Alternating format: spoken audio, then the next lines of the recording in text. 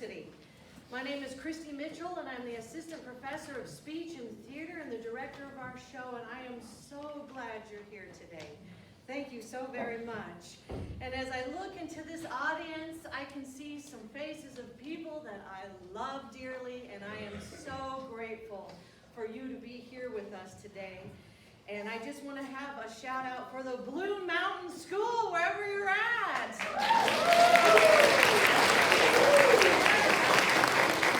We've got several homeschool groups with us today. We've got the Eagles Co-op and Arrows. I also want to thank Dr. Meeks and his New Testament class.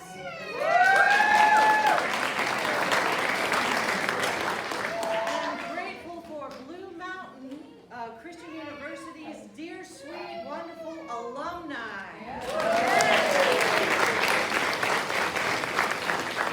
And this is near and dear to my heart, my church family that I am so grateful for. Proximity Christian Church, if you're here.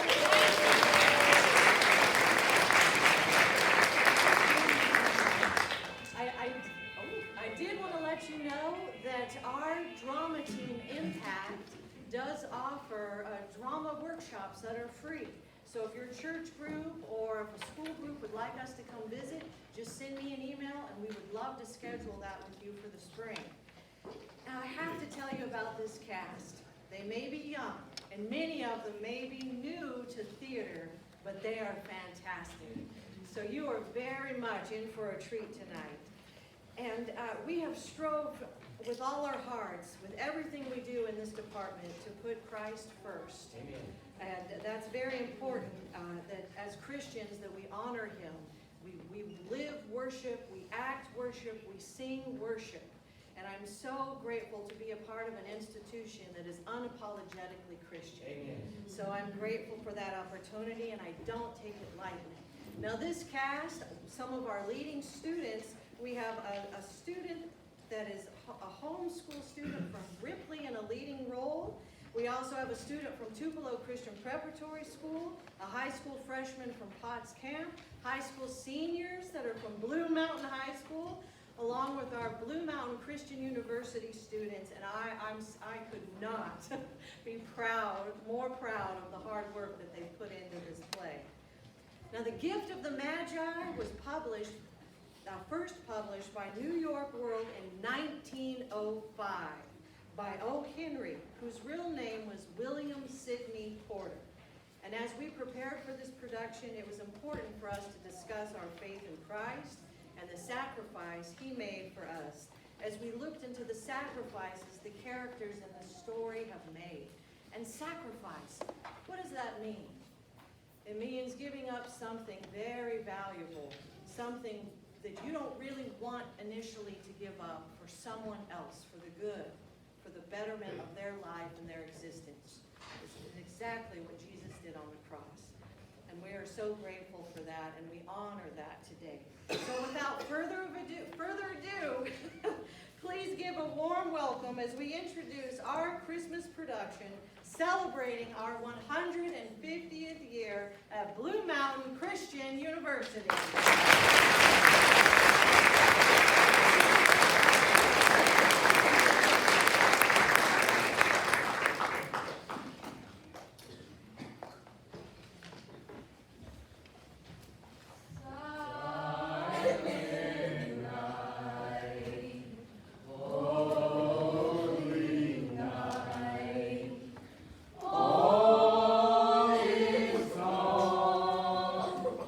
Oh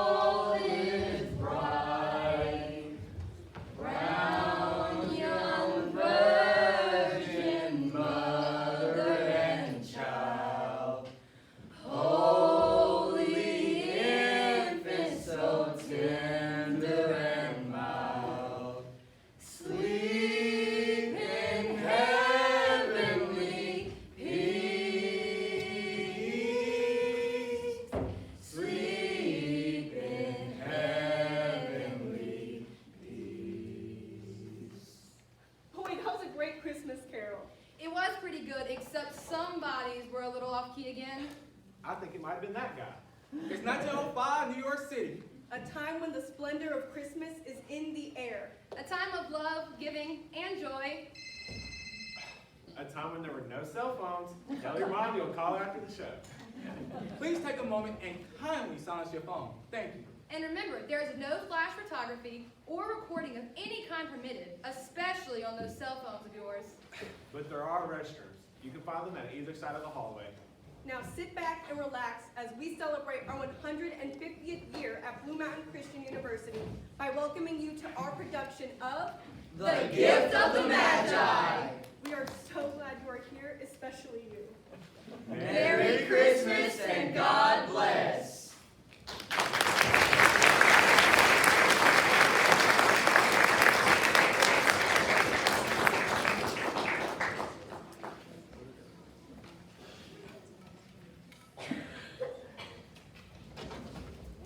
What about power? No, what about strength? Think about David and Goliath. Is there any giants out there? Yeah! Whoa! Put that sword down, feisty. Ugh. You have much to learn. You both do. How about wisdom? Tell me, can you define wisdom? Certainly, wisdom, the quality of being wise. Good judgment which comes from knowledge and experience in life. Wisdom. No, no, no. Not that way. Not the words that describe it. The actions. Can you show us wisdom? Well, what about the Magi? The Magi? Yes, the Magi. You know, the wise men who brought gifts to the babe in the manger. They invented the art of giving Christmas presents. They had wisdom. Of course they had wisdom. They set the precedent. That doesn't count. What I want to know is, does the spirit of the Magi still exist? Can truly wise men still be found? Show us. Where are the Magi now? I can show you. You can? Not just words? No, not just words. Sounds delightful. The pursuit of true wisdom is always an adventure. Just, you both have so much to learn.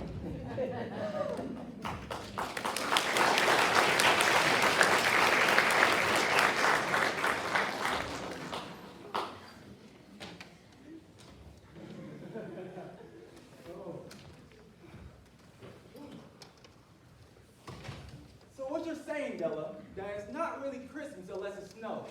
No, just that it feels a whole lot more like Christmas when it does snow. I know what she means. Yeah, I do too, but some of us still have to get up and go to work tomorrow. It's bad. Whoa, wait a minute, Jim. You two are working on Christmas Eve? You didn't tell me that. Well, Right? Management has the day off. Peter! That's awful! You're making my brother work on Christmas Eve while you and your cronies take the day off? That's a terrible thing to do. Don't you think he'd rather spend the day with Della, or better yet, shopping for a lovely Christmas present for Della? Now hold on, sis. When I told Peter I'd take this job, I told him I didn't want any special favors, just because he was my brother-in-law. If other fellas have to work on Christmas Eve, I think it's only fair that I do too. I told him he could have off if he wanted. And you should have known he'd say no, Peter. Jim's not that kind of guy. Jim's got integrity. Young love. It's just so young. Anyway, as far as the weather goes, I'll say I'll have to disagree about the snow. Like I said, some of us still have to get up and go to work tomorrow. It's bad enough. Now you want me to be wet and miserable from trudging through the snow all day too? Oh, but Jim, how can you say that? What's miserable about the whole city turning into a winter wonderland? For me, it snows like a little bit of Christmas magic. A beautiful, sparkling blanket of white everywhere you look. Kind of like the world's biggest free Christmas decoration. Well, considering how broke we are, I guess if it's free, I'm all for it. Thank you, Jim. You know, Peter wasn't going to get it. Of course you will. No,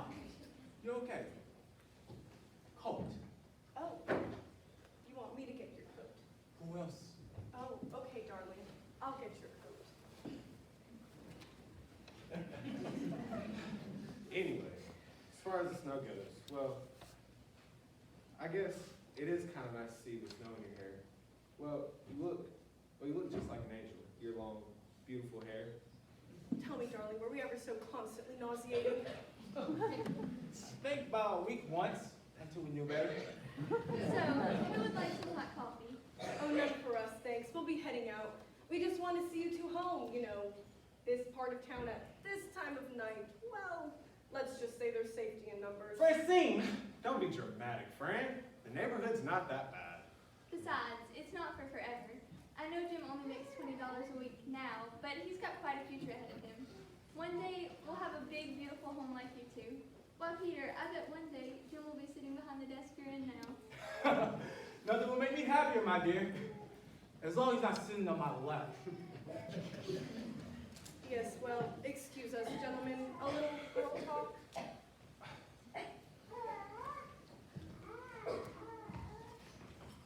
Now, Della, I wanted to do something, and I just won't take no for an answer. I know how the two of you are struggling to make ends meet here, and I know how proud you are that you're making it on your own.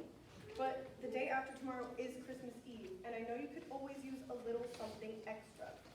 Here, you take this and go out and buy Jim something really lovely as a Christmas present. Franny, no, no way. Come on. Absolutely not. Come on, Della, what's the harm? You know how Jim feels about handouts.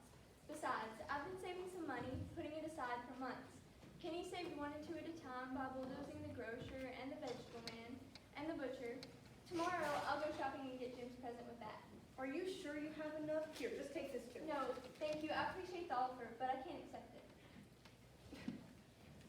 You kids today. You kids today have got to stop being so proud. Here, take the money, Jim. Buy Della a little something for Christmas. What's the harm? Keep your money, Peter. I won't take it. Well, it's Christmas. So go take your hard-earned money and spread a little Christmas cheer, like the bums down on the Bowery. Well, let's see. Would that be the Bowery next door or the one across the street? The neighborhood's not that bad. You just forgot what it is to be young and starting out is all. Well, yes, I suppose. But I tell you this, Jim. You sure found a treasure when you found that one. No disagreement here. So sweet and lovely. I do believe all the riches of Queen of Sheba couldn't match the beauty of that girl's hair. Yes, well, Della's treasures are practically legendary. So what do you fellas think? It's just an old hand-me-down cut to size, but I think it turned out pretty well, don't you? Honey, a burlap sack would look good on you. But actually, dear, we're admiring your hair, not the dress. Oh, she says, so humbly, so sweetly, like she doesn't know she has the most gorgeous hair in the world. Fran, such talk. Oh, come on, Della, you don't have to pretend with us. You can admit it. What's it like to have such long, magnificent hair? Pride is a sin, Fran. Are you saying you're a sinner? Well, I must confess, sometimes, I guess you could say I like it. Understatement of the year, I'd say. She's always washing it, brushing it, combing it. Well, Della's hair is her most prized possession. After me, of course. You're one to talk. The way you go on about your watch. My watch, you say? Oh, not the watch again. You had to mention the watch.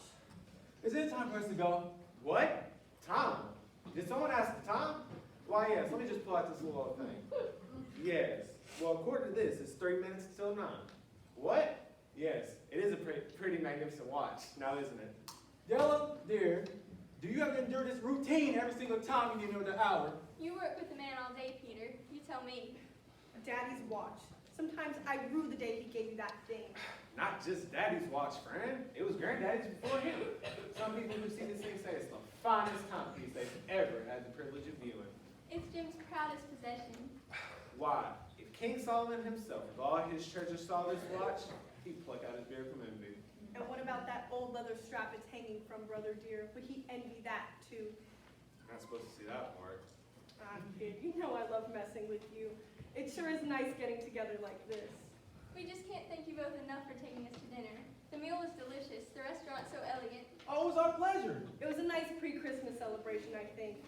I'm just sorry we can't be with you on the day, but you know how it is. We'll most likely end up visiting Peter's family. Oh, we understand. In a way, I like this better. Christmas Day will be spent here, just the two of us. Yes, well, I'm sure you two will find some way to pass the time. I'm sure sure we will. Well, anyway, thank you both again for dinner. Lovely to see you. My coat, darling. Yes. Thank you. My hat, darling. Yes. Your hat. My purse. Here's your purse. My purse. I bought you so many purses. My bad. Here. Thank you. Frank. Hurry up! See you tomorrow morning.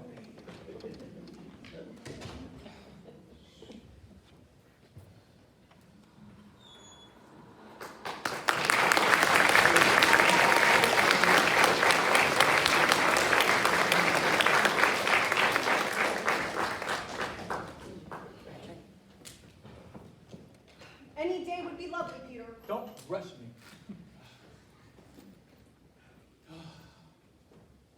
Well, any luck? No, you. No, I could have guessed. Oh, well, as my mother used to say, love can't buy you a blanket, but it sure can keep you warm.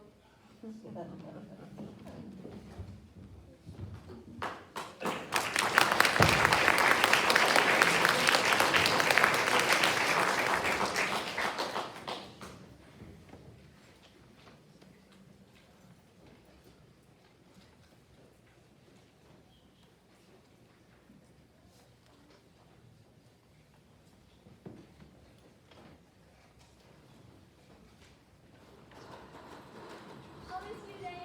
Don't be late tonight. It's Christmas Eve.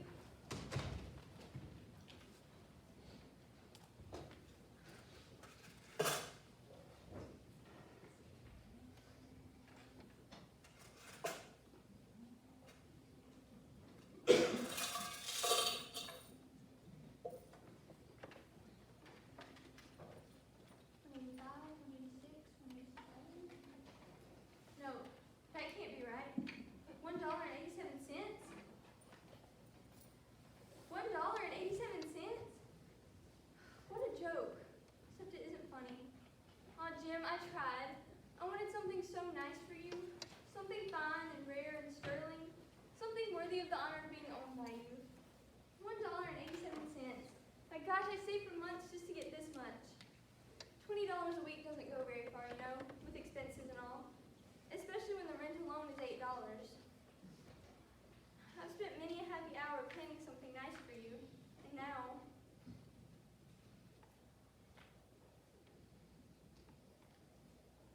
Why, there is a way.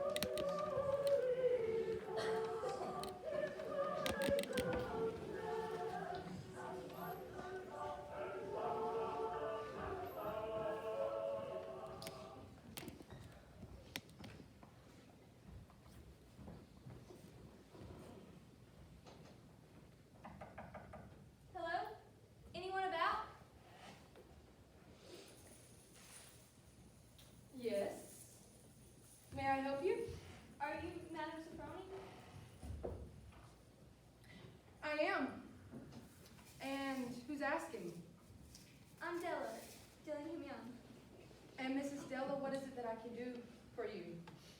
Will you buy my hair? I want to buy a present for my husband.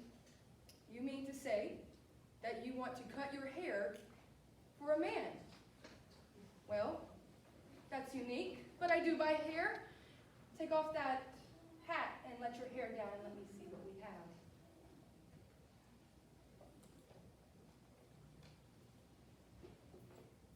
Oh, Mrs. Della, there's a lot here, a lot of length, a lot of color. I can do a lot with this hair. Let me just see exactly.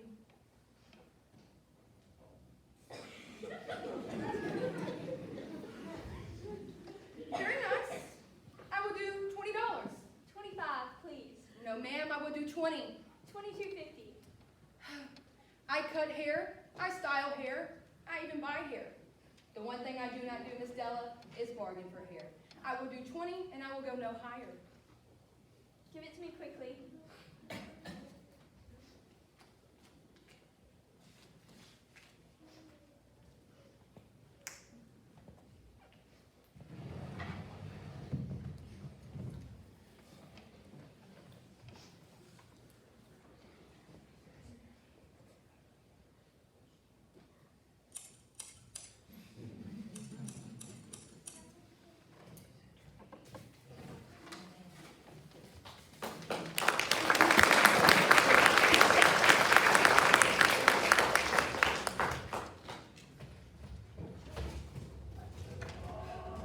What?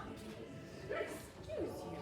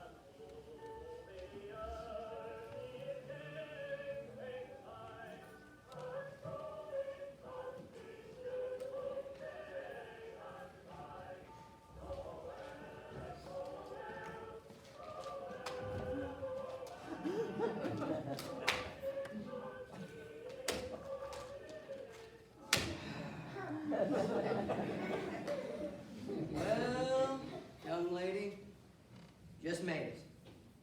I always like to close up a little early on Christmas Eve. What can I do for you? Yes, I've been here several times in the last few months, admiring a certain piece. And now oh my goodness, it's not there anymore. What is this piece? It's a fob chain for a watch. Well, we have plenty of those. No, you don't understand. This was an especially beautiful fob. The only one I've ever seen that was worthy of the watch it's meant for. Must be some watch. It is. And some lucky fellow that owns it, I would guess. Why, yes, my husband. The fob was perfect for him because it was like him. Your husband is like a fob? Yes, well, I don't know. It's kind of hard to explain. It was a platinum fob chain, simple in taste and design, properly proclaiming its value by substance alone, and not by meretricious ornamentation, as all good things should do. Quietness and value, you know, the description applies to both, the fob and my husband. Well, I only know of one such fob, and I'm sorry, but I'm holding it back for a young lady. Say, did you used to have hair? A lot of long, beautiful hair, I mean. Why, yes, I had it cut. Why? I didn't even recognize you. Man's sakes, girl. I've got your fob right over here. Been keeping it back for you. What do you mean? I didn't ask you to hold it. You didn't have to. I saw the way you looked at it every time you came in. But surely you knew I couldn't afford it. Of course. But the look in your eyes told me you'd find a way. Just a hunch, you know? But my hunches are usually right. I don't know what to say. I do. That'll be $21.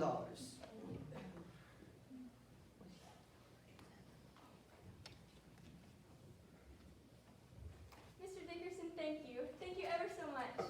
Don't mention it. Glad to be of service. And miss, Yes? tell him I said he's a mighty lucky fellow. No one's ever loved me.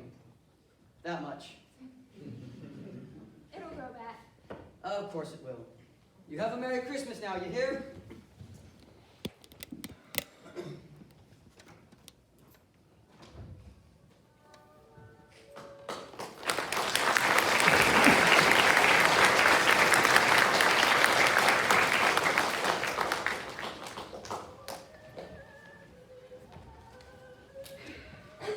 A minute. Wait a minute.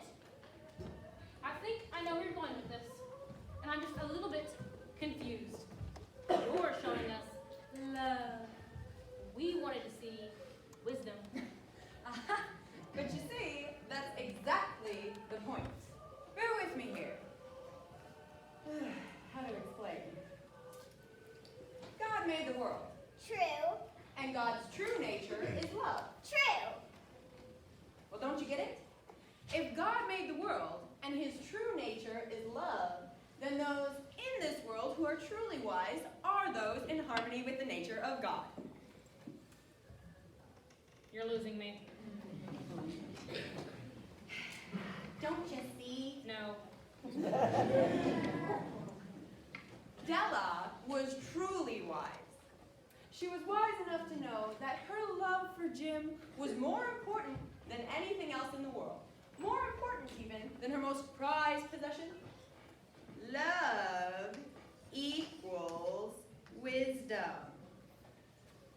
Elementary. If you say so. I say keep watching. Oh, this tale's not over yet. Hurry, hurry. I'm on it. I'm on it.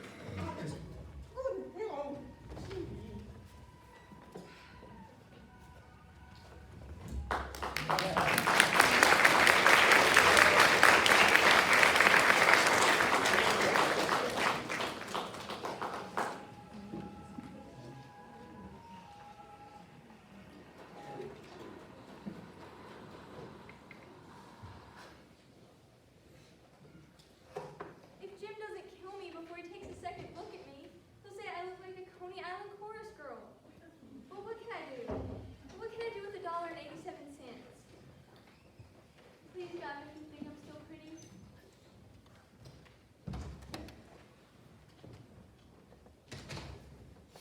Jim, darling, don't look at me that way. I had my hair cut off and sold it because I couldn't have lived through Christmas without giving you a present. It'll grow out again. You won't mind, will you? I just had to do it. My hair grows awfully fast. Say Merry Christmas, Jim, and let's be happy. You don't know what a beautiful, nice gift I've got for you.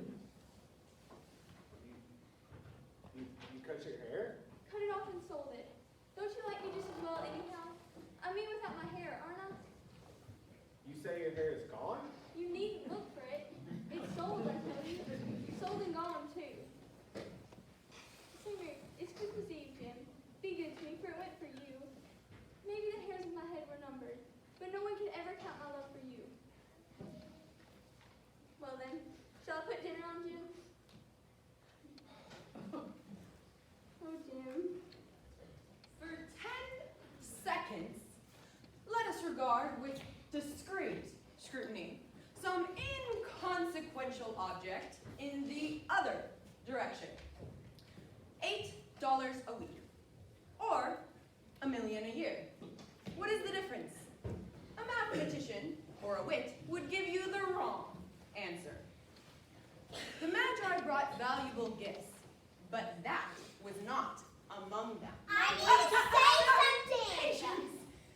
Patience, my dears, for this dark assertion will be illuminated in a moment. Proceed. Proceed.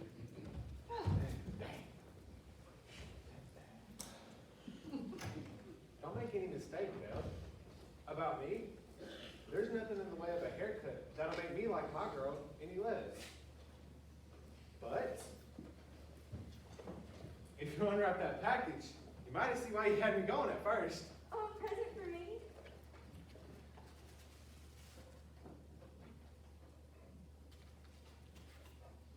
Combs? For my hair, you got me the combs?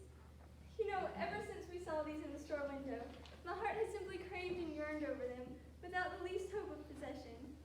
They were so expensive, but so, so beautiful.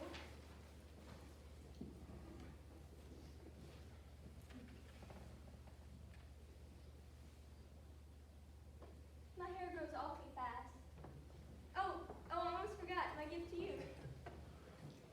Isn't it a dandy, Jim? I knew it was perfect for you when I first saw it. You'll have to look at the time 100 times a day now. Give me your watch. I want to see how it looks. Jim, come on, give me your watch. Now, let's put our Christmas presents away for a while. They're far too nice just to use as presents. Jim, are you crazy? Give me your watch. Della, I sold the watch to get the money to buy your combs. You're kidding. I'm not. I don't know whether to laugh or to cry. How about neither? What do you mean? How about you just come over here and give me a big hug? It's not like that. Della, I guess that's just a good Lord's gift to both of us.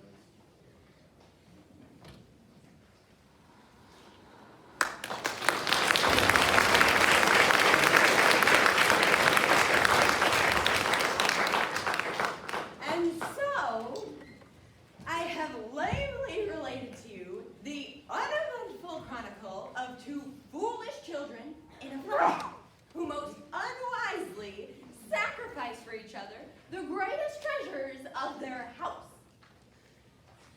I must admit, you have shown us wisdom. Indeed, I have. Well done, young one. Well done. Your star. Valiant efforts in turn. Thanks. Here is your badge for your effort. Your wings may now have flight.